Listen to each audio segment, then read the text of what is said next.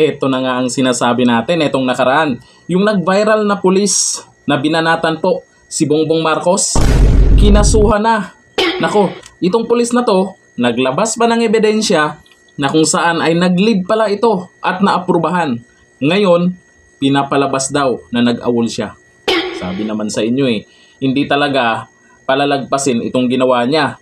At ang sabi pa niya dyan, may video tayo na panoorin na kung saan ay talagang pag naglabas daw sila ng hinaing sa public, talagang kakasuhan sila. Ibig sabihin na ito, alam niya na magkakaroon talaga siya ng kaso. Yun nga lang, pati yung pag-leave niya, ngayon, pinapalabas daw na nag-awol siya. Talaga. Bawal nga talaga sa mga pulis na maglabas kayo ng hinaing. Kung ano yung nakikita nyo ngayon, tahimik lang dapat daw kayo. Talaga naman. Pero ito, panoorin po natin. Yung sinabi po niya na may mga kasamahan din daw siya talaga na gustong maglabas ng hinaing. Yun nga lang, kakasuhan. Tapos mayroon daw mga like, share, comment pa sa social media. Yun daw yung duty nila. Talaga? Bago yan Ito, panoorin natin. Sa lahat ng mga nanonood dyan na MIU, mga men in uniform, naiintindihan nila ako mga kasama. Naiintindihan nila ako kasi pare-pareho kaming nasa organization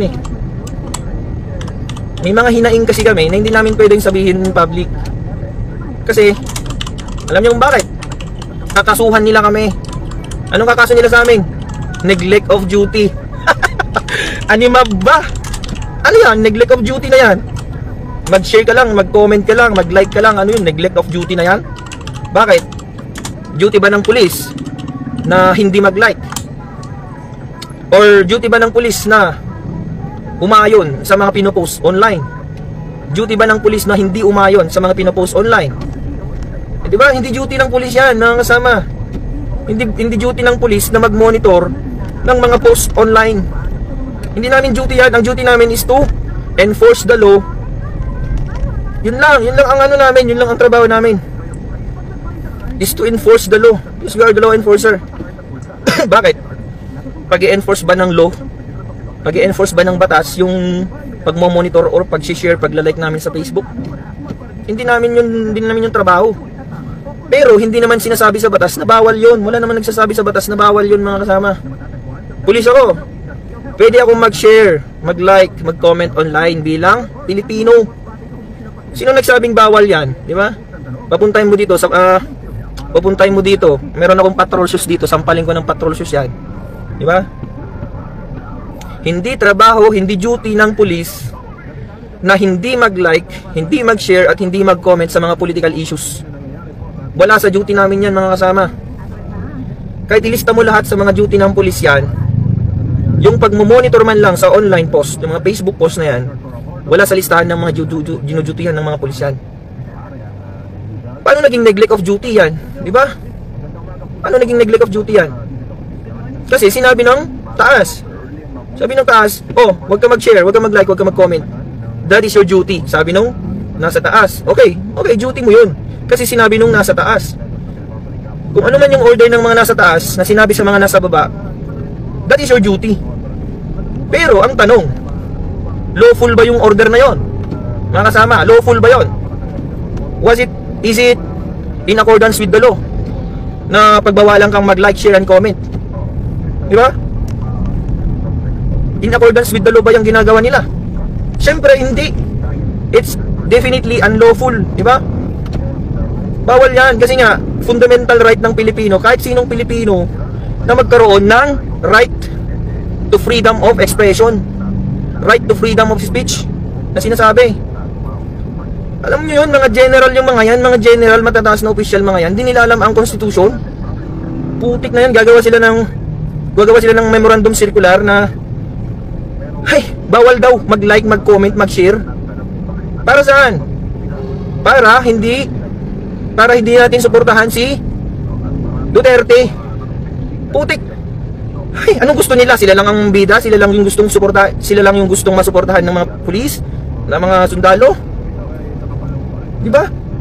Yun yung gusto kasi nilang mangyari. Ayaw nilang suportahan natin yung Duterte. Kahit ang gusto nating suportahan, yung mga Duterte, gusto nila, yung mga Marcos, ang gusto nilang suportahan natin. Paano mo susuportahan yung taong ayaw mo? Di ba?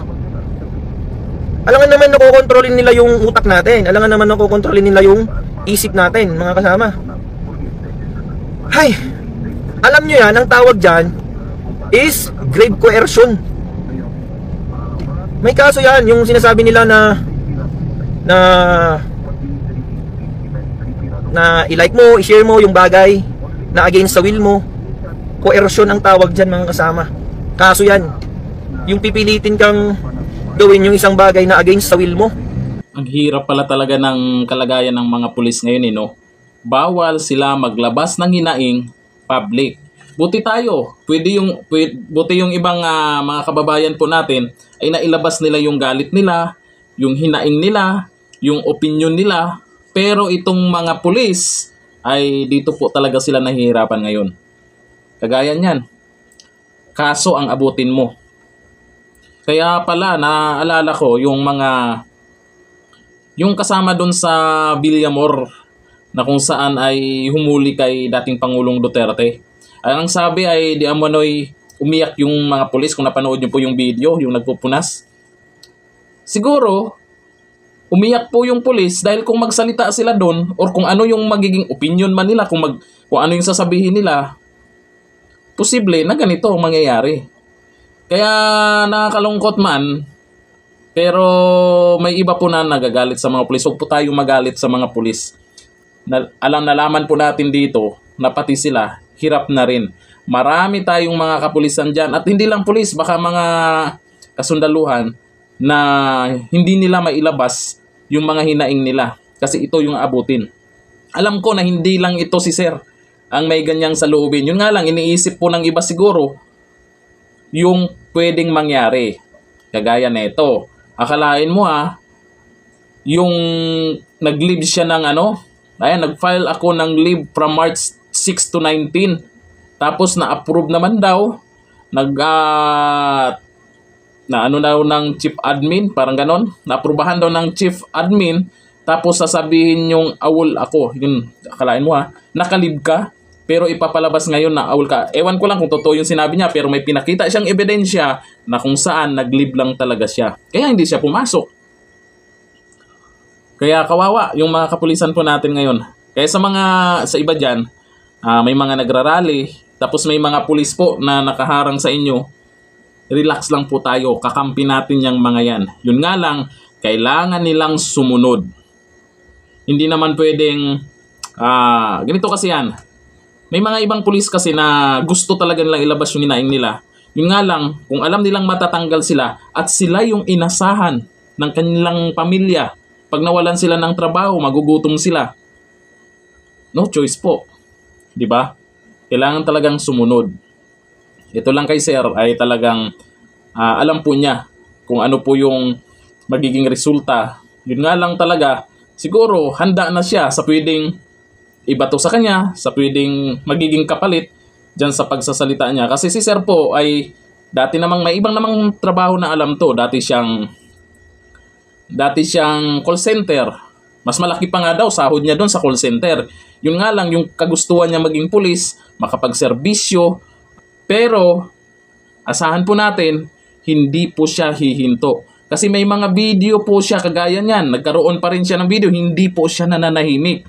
Nung nalaman niyang kinasuhan na siya, hindi po siya nananahimik. Tuloy pa rin ang ginawa niya. Kung sa tingin mo ay tama yung ginawa mo, maraming susuporta sa'yo.